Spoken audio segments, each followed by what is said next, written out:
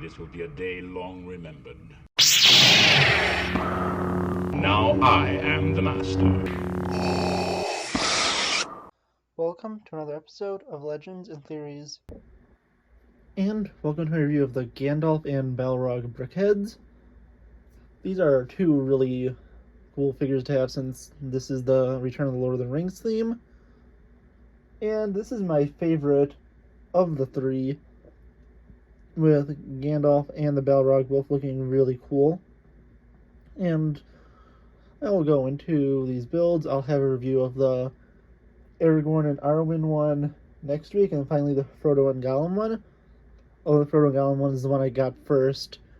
It actually had a wrong piece put in for the hair, so I have to wait for that replacement to come in. So I'm recording two of these in one day, and then I'll record the another one at a later date, but this is going to be really helpful to have a few LEGO reviews done. And looking at the figures, you first have Gandalf. And Gandalf looks pretty cool. Probably the best looking of them, although I believe you like the one for Aragorn also. At least in terms of simple one, the Balrog is probably my favorite.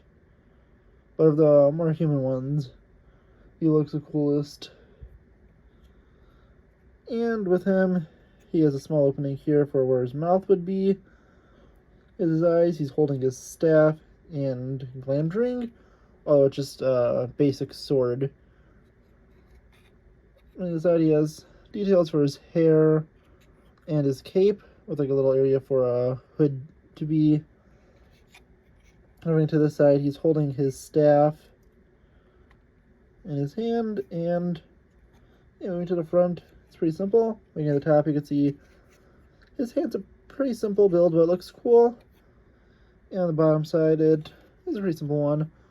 When they do make the new Gandalf minifigure in what's supposed to be the $500 set later this year, which is rumored to be Rivendell, I do hope they have a hair and hat combination instead of just the hat.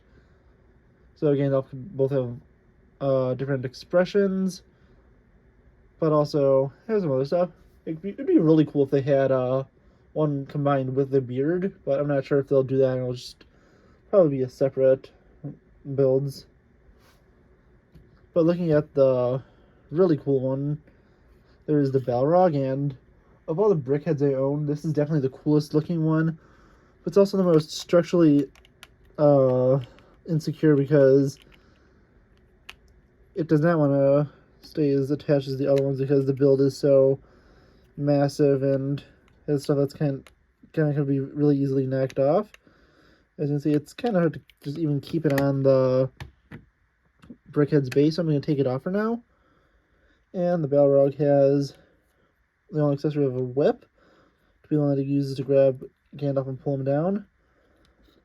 It has a tail at the back, which is a really cool detail you probably want to notice since it's usually facing forward.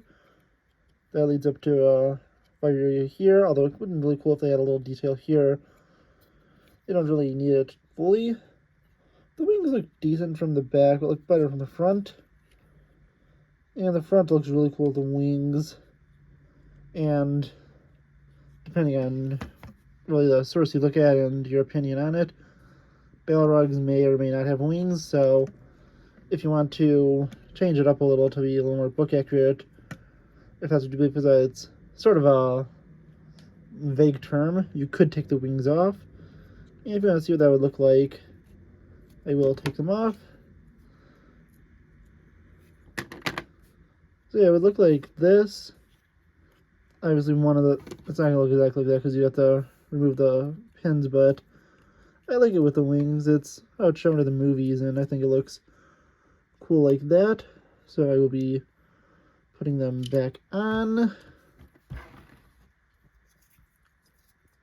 But yeah, the Balrog is a really cool build.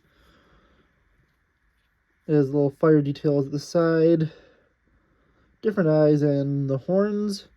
It's a lot bigger and more complex than almost any other of the Brickheadz builds I've had. And the pieces are also a lot more loose, as I said. You could pretty easily knock some off. And I think one of the easiest ones is the wings and the legs. With the legs having such a big build, they're very easy to knock off. And it's one of the few problems with the set, but still, it looks really cool on display. And I need to figure out what happened to that piece now. But yeah, I definitely recommend getting it. It's a cool one. I think it's the best one of them. And I don't know, what do you think? Please let me know in the comments. I'll see you on the next episode of Legends and Theories. Thank you for watching this episode of Legends and Theories. Please subscribe, like the video, share the video, leave a comment, check out the video on screen, and may the Force be with you.